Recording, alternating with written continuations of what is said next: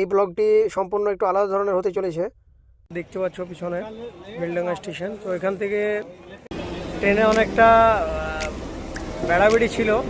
আমার দাদাকে করে দিলাম টাটা বাই বাই চাও চাও। এফ লেখা আছে। তো এইখানে কাতারগামের লাগেজ চেকিং হচ্ছে।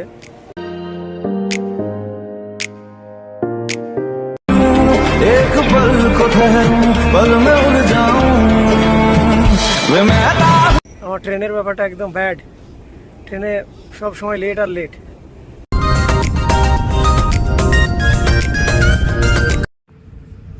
হাবিবি, ওয়েলকাম টু আমেরিকা। আলহামদুলিল্লাহ দীর্ঘ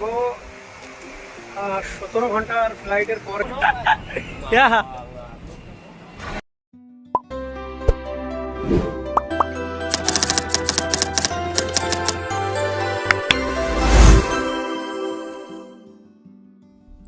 আসসালামু আলাইকুম বন্ধুরা, কেমন আছো তোমরা? আশা করি সবাই ভালো আছো, আমিও ভালো আছি। তো আবারও চলে এলাম তোমাদের সামনে আরও একটি নতুন ব্লগ নিয়ে। আর এই ব্লগটি সম্পূর্ণ একটু আলাদা ধরনের হতে চলেছে। তো আজকের এই ব্লগটি বানাচ্ছি মূলত আমার ট্রাভেলের উপর নির্ভর করেই। আর বড় বিষয় হলো যে ট্রাভেলটি এমন একটি দেশে করতে যাচ্ছি যে দেশটিতে আমি হয়তো ভাবিনি যাব, কিন্তু যাচ্ছি, সবই মালিকের ইচ্ছা। যাই হোক, জার্নি শুরু করছি আমাদের কলকাতা নেতাজি সুভাষচন্দ্র বোস ইন্টারন্যাশনাল এয়ারপোর্ট থেকে মিয়ামি ইন্টারন্যাশনাল এয়ারপোর্ট ইউএসএ পর্যন্ত। আর মধ্যেখানে থাকবে কানেক্টিং ফ্লাইট দোহাতে, যেটি কাতারে অবস্থিত। তোমাদের মধ্যে অনেকেরই প্রশ্ন জাগছে যে আমেরিকা কি করতে যাচ্ছি। তো এটাও বলে রাখি, ইউএসএ কোথায় যাচ্ছি, সেখানে পৌঁছে কোথায় থাকবো, কি করব না করব সবই দেখাবো এই ভিডিওতে। শেষ পর্যন্ত দেখতে থাকবে। আর ভিডিওটা একটু বড় হবে, তবুও দেখার অনুরোধ রইল সবাইকে। তো চলো বেশি লেট না করে ভিডিওটি শুরু। তো বন্ধুরা, ফাইনালি চলে আসলাম বেলডাঙ্গা স্টেশনে। দেখতে পাচ্ছ পিছনে বেলডাঙ্গা স্টেশন। তো এখান থেকে ট্রেনটা একটু লেট আছে আজকে, একটু কিছু মেনটেন্যান্সের কারণে। তো একটা ট্রেন আসছে হাজারদুয়ারি। তো যাব, আমার সঙ্গে যাবে আমার দাদা, পিছনে দাঁড়িয়ে আছে আমার দাদা। তো ওখান থেকে আমাকে এয়ারপোর্ট পর্যন্ত রেখে আসবে। তো চলো ট্রেন থেকে স্টার্ট করছি। হ্যাঁ,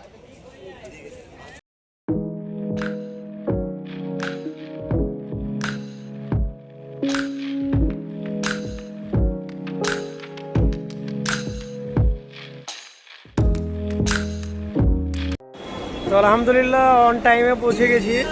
লাকিলি ট্রেনে অনেকটা বেড়াবেড়ি ছিল। বেড়াবেড়ি বলতে গেলে ট্রেন অনেক লেট ছিল, ক্যান্সেলও ছিল। তো যাই হোক, পৌঁছালাম এয়ারপোর্টে। এয়ারপোর্টের বাইরের দৃশ্যটা দেখতে পাচ্ছ, এয়ারপোর্টের বাইরের দৃশ্য।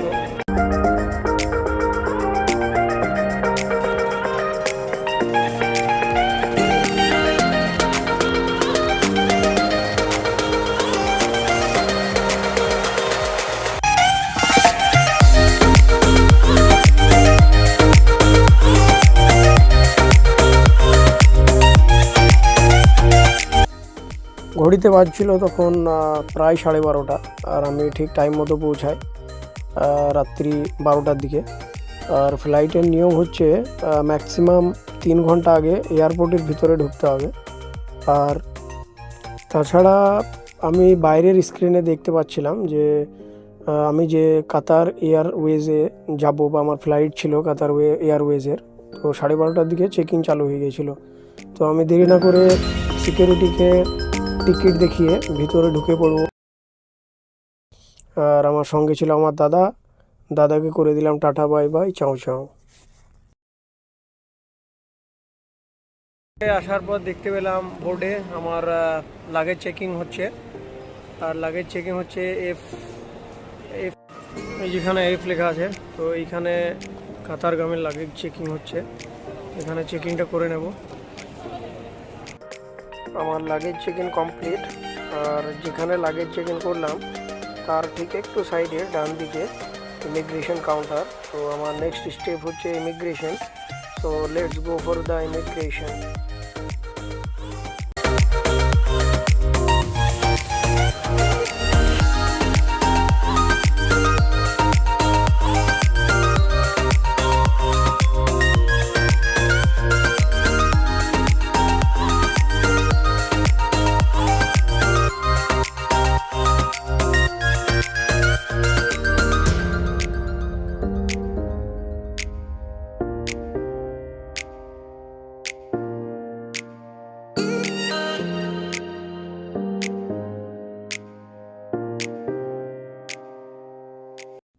তো বন্ধুরা আমার সব কিছু complete.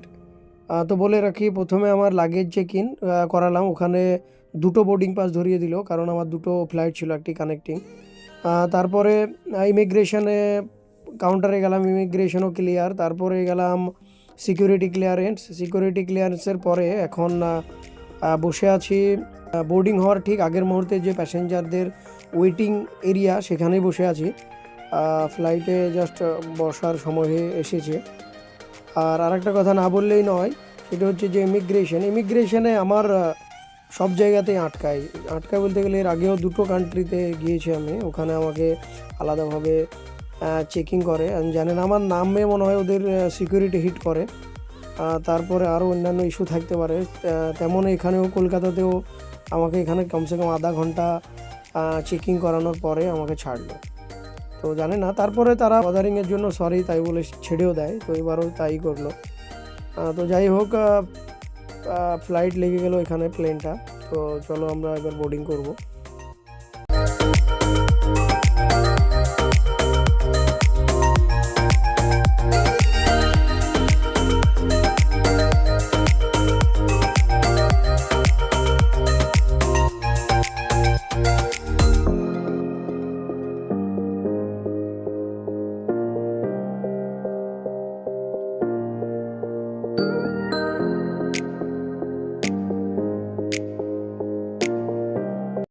Beside me here in the flight deck is Captain Jose Manuel.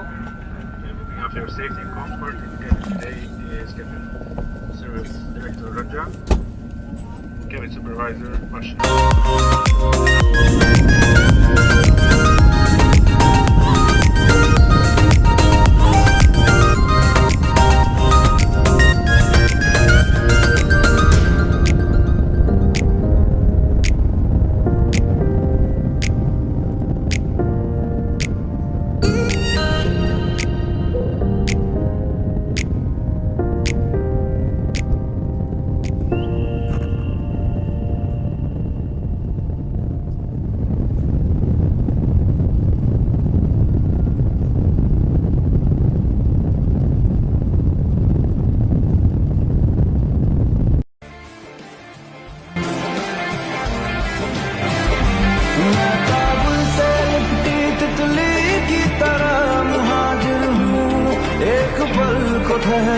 पल में उड़ जाऊं वे मैं हूँ पगडंडी लबदी है जरा जन्नत की तू मुड़े जहाँ मैं साथ मुड़ जाऊं तेरे कारवां में शामिल होना चाहूं कमियां तराश के मैं काबिल होना चाहूं वे की करा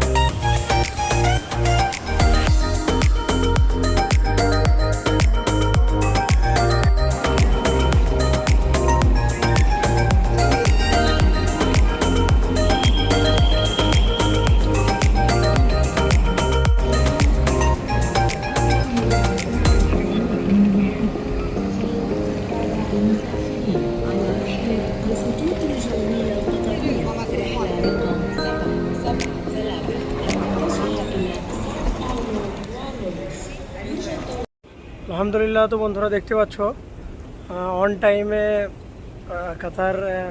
কাতারে চলে এলাম, আর ফ্লাইটে আধা ঘন্টা আগেই পৌঁছে দিল। ফ্লাইটের জিনিসটা সম্পূর্ণ আমার এক্সপিরিয়েন্স, সব সময় আগে আসে, কিন্তু আমার ট্রেনের ব্যাপারটা একদম ব্যাড। ট্রেনে সব সময় লেট আর লেট।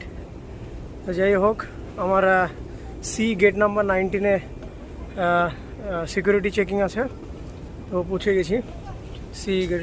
এইখানে এই বোর্ডে দেখতে পাচ্ছ, এইখানে আমার সিকিউরিটিতে চেক ইন হবে। এখানে চেক ইন করে আবার আমেরিকান ফ্লাইটে বসে পড়বো। তো চলো দেখতে থাকো। হ্যাঁ,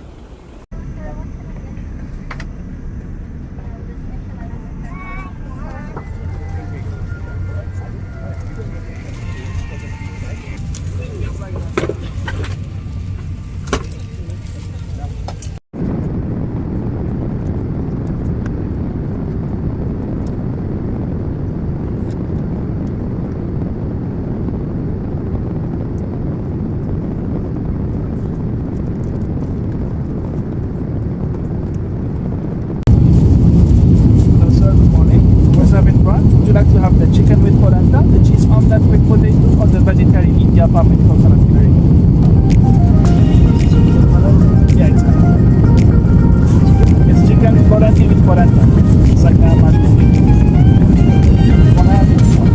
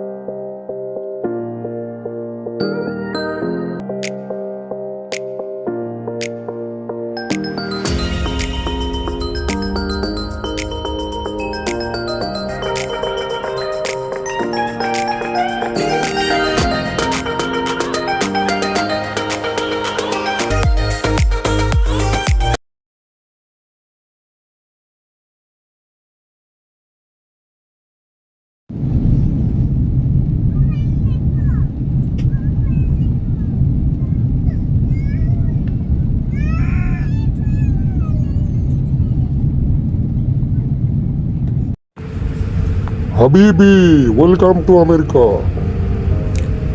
তো ফাইনালি মিয়ামি ইন্টারন্যাশনাল এয়ারপোর্ট পৌঁছে গেলাম, আর এবার যাচ্ছি ইমিগ্রেশন কাউন্টারে, ইমিগ্রেশন ক্লিয়ারেন্সের জন্য। তো এখানে আমি আরেকবারও এসেছিলাম এর আগে। তো এবার যাব একটা মেট্রোর মাধ্যমে এক টার্মিনাল থেকে অন্য টার্মিনালে, যেখানে ইমিগ্রেশন হয়। Está partiendo. Próxima en nuestra parada, reclame.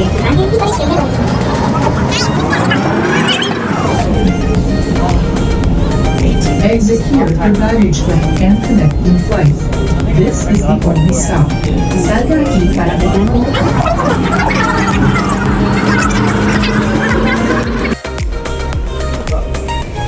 এখানে ইমিগ্রেশনে অনেক টাইম লাগবে মনে হচ্ছে, কারণ এখানে চেকিংটা অনেকটা কড়াভাবে দিচ্ছে এরা, তো অনেক টাইম লেগে গেল।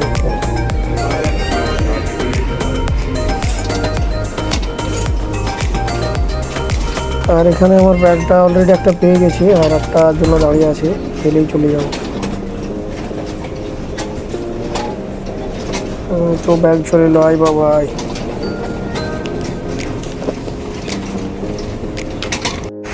আলহামদুলিল্লাহ, দীর্ঘ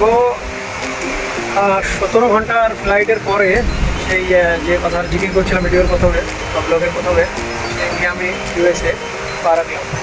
তো এখানে ল্যান্ডিংয়ের টাইম ছিল আমার 4:30 ছিল, কিন্তু তার 15 মিনিট আগেই ল্যান্ডিং করে আমাদের প্লেনটি। তারপরে ওখানে ইমিগ্রেশন অনেকটা টাইম নিয়ে নিল। ইমিগ্রেশনে কিছু নাহলে 2 ঘন্টা চলে গেল।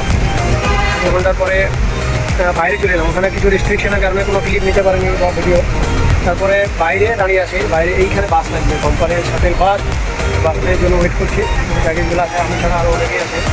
তো যাবো বাসে করে হোটেল আছে। তো তোমাদের হোটেলের একটা ট্যুর দেখিয়ে দেবো, আর তারপরে যা হবে কালকে দেখাবো।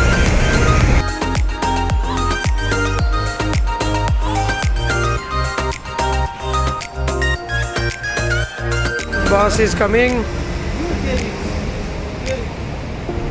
and this bus will take me to the hotel.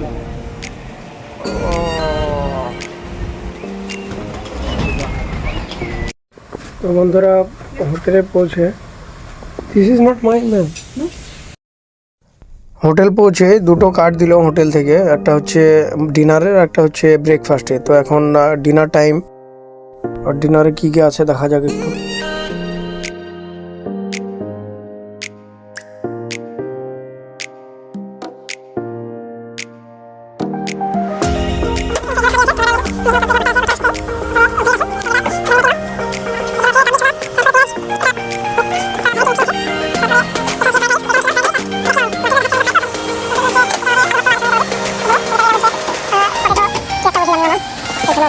সালাদ, হয়নি সালাদ দাও। তারপরে আছে এখানে, এটা মনে হয় পোর্ক, হ্যাঁ মনে হয় পোর্ক। তারপরে এইখানে মনে হয় এটা চিকেন হতে পারে, আমি খাইনি, মনে হয় চিকেন। আর এখানে কেক আছে, কেকটা খেলাম আমি, আর ওইদিকে একটা কী তাও জানি না ওইটার নাম।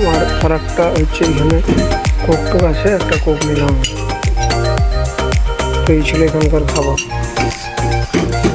চলো আমার কোকটা নিয়ে নিই। তো গুড মর্নিং সবাইকে। এখন বাজে সকাল 6:40, আর আমি এখনই ব্রেকফাস্টটা নিচে থেকে করে এলাম। আর আমি বলেছিলাম যে একটা হোটেলের যে রুমে থাকবো সে রুমের একটা ট্যুর দেখাবো। তো চলো ট্যুরটা দেখা যাক।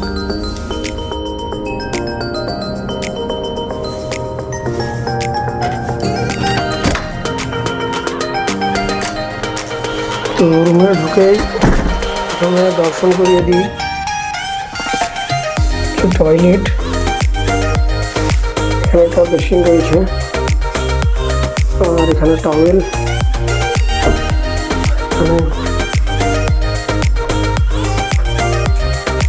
তো বাথরুমের পরে এই হচ্ছে বেড। এটা একটা 3 স্টার হোটেল, এটা তো জানা গেল। আর এটা হচ্ছে এই হোটেলটির আউটলুক। এখানে বেড, এখানে আমার একটা রুমমেট ছিল, আর এখানে আমি ছিলাম।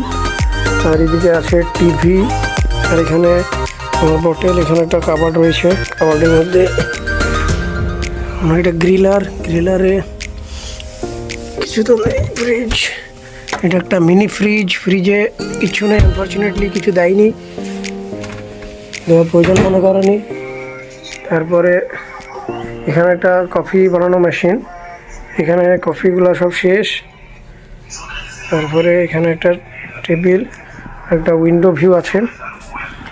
তো বাইরে ঠান্ডার কারণে কুয়াশাতে সেরকম কিছু দেখা যাচ্ছে না, কাঁচটা ভিউটা কমে গেছে। যাই হোক, এটা হচ্ছে সেই মিয়ামি, আমেরিকা। এইখানে আছি আমি। তো বাকিটা দেখাবো, চলো। এখন কোথায় যাচ্ছি, যেটা সারপ্রাইজ দেওয়া ছিল সেটাই হতে চলেছে। তো সঙ্গে থাকার অনুরোধ রইল, চলো।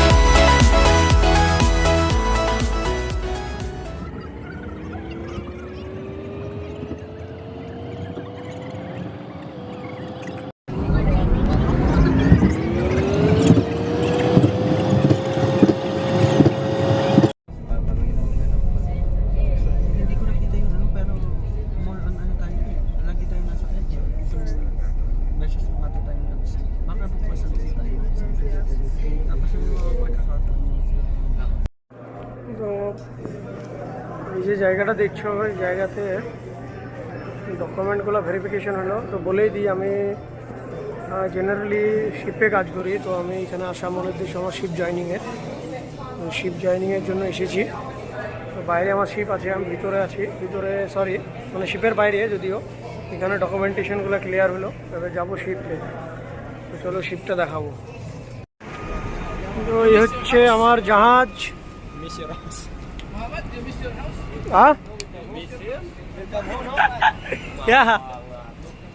তো এই শিপে থাকবো এখন 9 মাস। এখানে 9 মাসই থাকতে হবে, কারণ আমি কোম্পানির সঙ্গে 9 মান্থসের কন্ট্রাক্ট পেপারে সাইন করে এসেছি। আর ভিডিওতে যেটি দেখছো এটি আমারই শিপ, আমি এই শিপেই থাকবো। নাও কতটা বড়, অনেকটাই বড়। ক্যামেরার মাধ্যমে ছোট লাগছে যদিও, কিন্তু এটা অনেকটাই বড়। আর এই ব্লগটা বানানোর পেছনে কারণ হচ্ছে অনেকেরই প্রশ্ন ছিল আমার উপরে যে আমি কি করি, কোথায় থাকি, আর যেখানে কাজ করি সেখানে কিভাবে যাই। তো এই ভিডিওর মাধ্যমে সেই সব প্রশ্নগুলোর উত্তর দেওয়ার চেষ্টা করলাম। এরপরেও আরও ভিডিও আসবে আমার কি কাজ করি তার উপরে। আর যদি আরও কিছু জানতে চাও এই শিপের লাইফস্টাইলের ব্যাপারে, তো কমেন্ট বক্সে জানাবে, আমি তা অ্যান্সার করার চেষ্টা করবো, আর নাহলে ভিডিওর মাধ্যমে জানিয়ে দেব। তো চলো এখানেই ব্লগটির সমাপ্তি ঘটাচ্ছি, আর আবারও দেখা হবে কোনো একটি ব্লগের মাধ্যমে। ততক্ষণ পর্যন্ত আল্লাহ হাফেজ।